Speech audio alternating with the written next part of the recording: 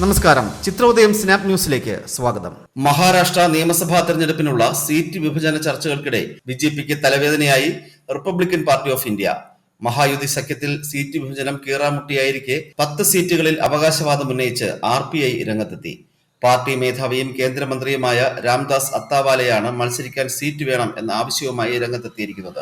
8 മുതൽ 10 വരെ സീറ്റുകളിൽ മത്സരിക്കാനുള്ള താൽപര്യം BJPയെ അറിയിച്ചിട്ടുണ്ടെന്നാണ് രാംദാസ് അത്താവാലെ പറഞ്ഞത്. മഹായുതി സഖ്യത്തിനുള്ളിൽ നടന്നുകൊണ്ടിരിക്കുന്ന സീറ്റ് വിഭജന ചർച്ചകളുടെ ഭാഗമായി മുതിർന്ന BJP നേതാവും മഹാരാഷ്ട്ര തെരഞ്ഞെടുപ്പ് ചുമതലയുമുള്ള ഭൂപേന്ദ്ര യാദവിനെ കണ്ട് താൻ ഈ ആവശ്യം അറിയിച്ചതായും അത്താവാലെ കൂട്ടിച്ചേർത്തു.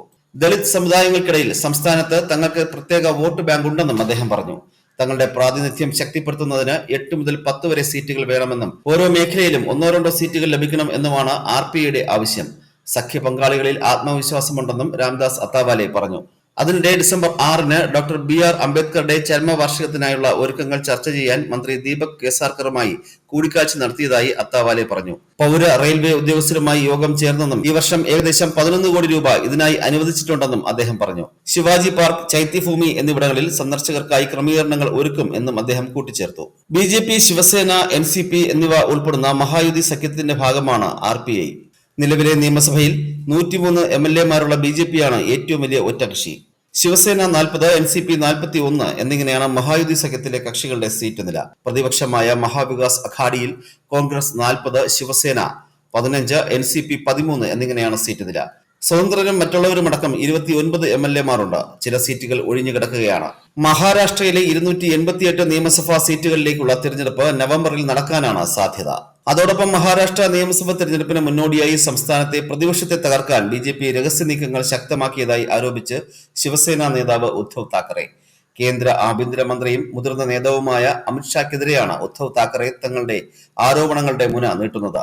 2 മാസത്തിനുള്ളിൽ സംസ്ഥാനത്ത് തിരഞ്ഞെടുപ്പ് നടക്കാനിരിക്കെയാണ് ഉദ്ധവിന്റെ ആക്ഷേപം. തന്നെയും NCP നേതാവ് ശരത് പവാറിനെയും ലക്ഷ്യമിട്ട് അമിത്ഷായുടെ നേതൃത്വത്തിൽ രഹസ്യയോഗം നടന്നിരുന്നതായി ഉദ്ധവ് ആരോപിച്ചു. എന്നാൽ ജനങ്ങളാണ് തന്റെ രാഷ്ട്രീയ ഭാവി തീരുമാനിക്കേണ്ടതെന്നും BJP അല്ലെന്നും ഉദ്ധവ് നിലപാടറിയിച്ചു.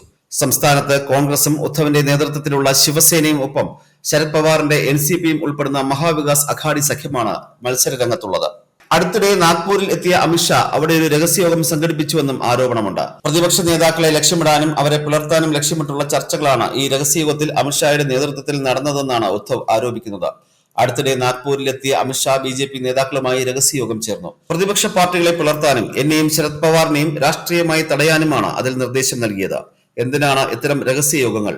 അദ്ദേഹത്തിന് ഇത് ജനങ്ങൾക്ക് മുമ്പിൽ തുറന്നു പറഞ്ഞുകൂടെ എന്നായിരുന്നു ഉദ്ധവിന്റെ ചോദ്യം. തങ്ങളെ ദുർബലരാക്കിയാൽ BJPക്ക് മഹാരാഷ്ട്രയെ എളുപ്പത്തിൽ കൊള്ളയടിക്കാൻ കഴിയുമെന്നാണ് ഉദ്ധവ് പറയുന്നത്. 3 പതിറ്റാണ്ടുകാലത്തെ സഖ്യത്തിന് 2014-ൽ BJP അന്ത്യം കുറിച്ചെങ്കിലും ശിവസേനയ്ക്ക് ആ തിരഞ്ഞെടുപ്പിൽ 63 സീറ്റുകൾ നേടാൻ കഴിഞ്ഞെന്നും മുതിർന്ന ശിവസേന നേതാവും മുൻ മഹാരാഷ്ട്ര മുഖ്യമന്ത്രിയും കൂടിയായ ഉദ്ധവ് താക്കറെ ചൂണ്ടിക്കാട്ടി. വരാനിരിക്കുന്ന തിരഞ്ഞെടുപ്പ് അധികാരത്തെ മാത്രം സംബന്ധിച്ചുള്ളതല്ലെന്നും മഹാരാഷ്ട്രയെ കൊള്ളയിൽ നിന്ന് രക്ഷിക്കാൻ കൂടിയുള്ളതാണെന്നും അദ്ദേഹം പറയുന്നു.